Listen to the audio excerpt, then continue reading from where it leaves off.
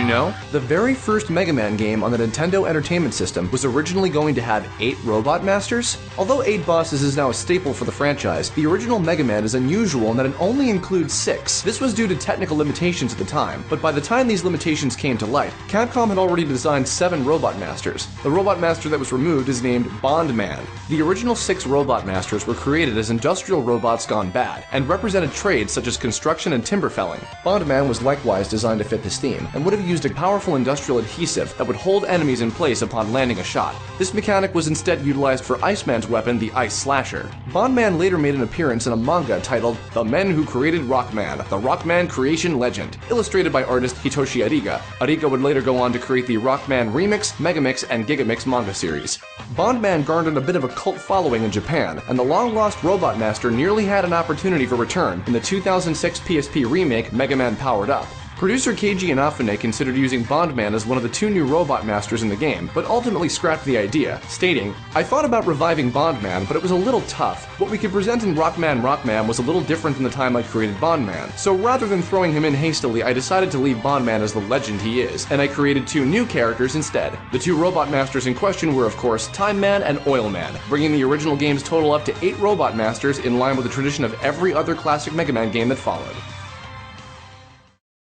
The Mega Man Battle Network series was created for the Game Boy Advance and was inspired by the growing popularity of cell phones and the internet with a young Japanese audience in the early 2000s. The concept of a cyberspace version of the Blue Bomber came from this idea and led to other classic Mega Man characters such as Roll, Proto Man, Bass, and the many Robot Masters being repurposed as digital beings called NetNavis. Human partners, or NetOps, were also created to illustrate a sense of story-based control over the NetNavi characters and to add further relatability to the player. When developing Battle Network's gameplay, the team found blending an action game like Mega Man with new RPG elements proved to be very difficult. The game's director, Masahiro Yasuma, stated, "There were 2 things that were kind of problematic about Battle Network 1. First of all, there was never a game of its type before. There was no pattern to follow, no rough idea to go upon. If there was any type of game, it was never really successful. They all failed." Coming out of this failure, the Pokemon and Yu-Gi-Oh franchises were used as the model of what to go on, as they were considered the closest equivalents. The Battle Network series has collectible battle chips that appear throughout the games. From Battle Network 4 onward, 2 versions of each game were released containing different chips and NetNavis to collect and battle against, with connectivity between the 2 versions in the style of Pokemon. However, according to the Mega Man Battle Network official Complete Works art book, the original pitch for the first Battle Network contained an idea of having 3 different games, each with their own playable characters. The document states that version A would star Lan Hikari and Mega Man.exe, created specifically for the anime series that would air alongside the game's release, but these 2 would eventually go on to be the central characters for the entire franchise. The scrapped versions B and C would feature a pair of twins named Seimai and Rodo Kazumi, who would operate a pair of Navis called Mega Man Buster and Mega Man Blade.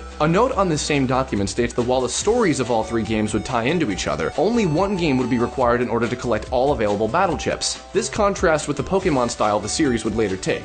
One unused concept from this early document is a boy named Mike Kennan. Kennan was originally set to be Roll.exe's net op and would have been an unlicensed net battler older than Lan and his friends. It also states that Mike Kennan would have passed along Roll.exe to male Sakurai and would have then taken up an earlier version of Base.exe. Ultimately, Kennan was scrapped, Male was made into the sole operator of Roll, and Base was given an entirely separate backstory in the games that followed.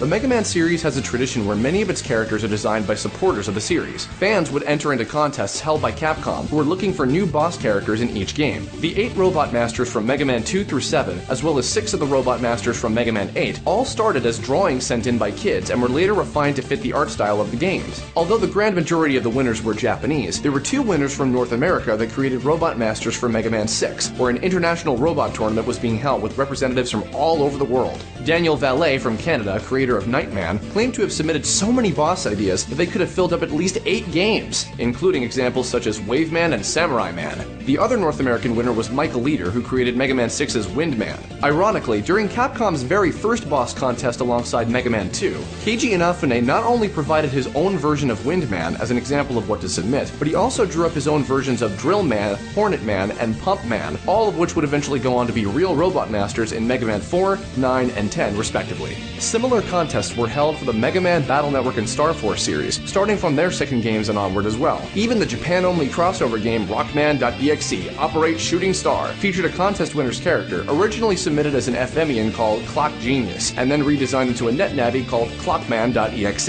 in order to fit with the setting of the game. The most recent examples come from the unfortunately cancelled Mega Man Legends 3, where a boss, an enemy, and an animal character were all designed by members of the Capcom Dev Room forum. They were set to appear in the prototype version of the game before the plug was pulled on the entire project. The mobile game Rockman Crossover had its own contest, with the winner's creation being Arcade Man, a robot master who attacks by summoning other Capcom characters. The last bit of interesting Mega Man trivia this time around comes from the Disney animated film Wreck-It Ralph. The movie featured cameo appearances by several real-world video game characters from various games, including a few from Capcom's Street Fighter series. However, Dr. Wily from the Mega Man series was supposedly going to appear during an early scene where Ralph is visiting the Bad Guys Anonymous group. A photo from the D23 magazine featured a shot of Ralph talking to Zangief, Bowser, and Dr. Wily, but later that year in November 2012, the movie premiered and Dr. Wily was nowhere to be found, instead replaced with a generic ninja character. It's unknown exactly why this happened, but since Mega Man Universe and Mega Man Legends 3 were both cancelled the previous year in 2011, while Wreck-It Ralph was still in production, it very well might have been connected to Keiji Inafune's departure from Capcom the year before that in 2010. Of course, some more uplifting news came from Mega Man himself appearing in another massive crossover featuring many iconic game characters, as he was announced to be a playable character in the new Super Smash Bros. For 3DS and Wii U.